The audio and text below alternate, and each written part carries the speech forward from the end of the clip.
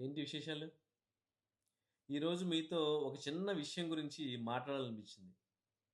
అదేంటంటే, మనం అందరిని సంతోషపెట్టలేం. ఇది ఎంత త్వరగా అర్థమైతే అంత మంచిదని.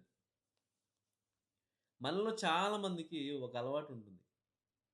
అందరిని సంతోషపెట్టాలని, ఎవ్వరూ బాధపడకూడదని, ఎవరు మన గురించి తప్పుగా అనుకోకూడదని, అందరూ మనల్ని మంచి వ్యక్తి అనుకోవాలని. ఇది మనందరం సర్వసాధారణంగా మన జీవితంలో అనుకునే ఒక ముఖ్యమైన, ఒక మంచి విషయం. అలా అని ఏం చేస్తామంటే, మనల్ని మనమే మార్చుకుంటూ ఉంటాం. మనం మనలాగా ఎప్పుడు బ్రతకం. మనం ఎదుటి వ్యక్తికి నచ్చాలంటే, వాడికి ఎక్కడ నొప్పి కలగకుండా మనం ఎలా ఉంటే వాడికి నచ్చుతుందో, అలా మనల్ని మనం మార్చుకుంటూ ప్రతిరోజు ఉంటాం. ఇది మనం చేసేది. కానీ ఒక నిజం ఏంటంటే, ఈ ప్రపంచంలో ఏ ఒక్క వ్యక్తి కూడా అందరిని సంతోషపెట్టడం అసాధ్యం. ఇది సాధ్యమయ్యే పని కాదు. ఇది వాస్తవం. మీరెంత మంచిగా ఉన్నా, ఎవరికో ఒకరికి మీరు నచ్చరు. మీరు ఎంత సహాయం చేసినా, ఎవరో ఒకరు మర్చిపోతారు.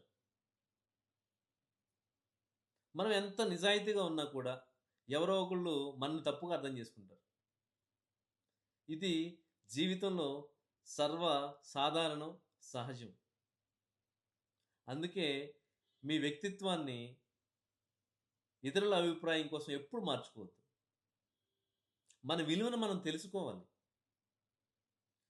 మనల్ని నిజంగా అర్థం చేసుకునే వాళ్ళు మన జీవితంలో ఎప్పుడూ ఉంటారు.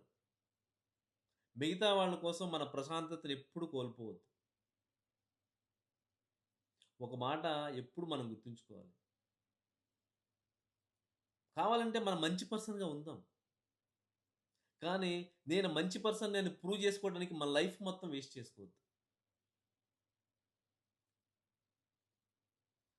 మీరు కూడా అందరిని సంతోషపెట్టడానికి ప్రయత్నిస్తుంటే మీరెప్పుడైనా ప్రయత్నించారా లేదా? ఎప్పుడైనా ప్రయత్నించి బాధపడ్డారా? మీకెలా అనిపిస్తుంది? మీ కామెంట్‌ని తెలియజేయండి. మళ్ళీ ఇంకో మంచి స్టోరీతో మళ్ళీ కలుద్దాం. Take care.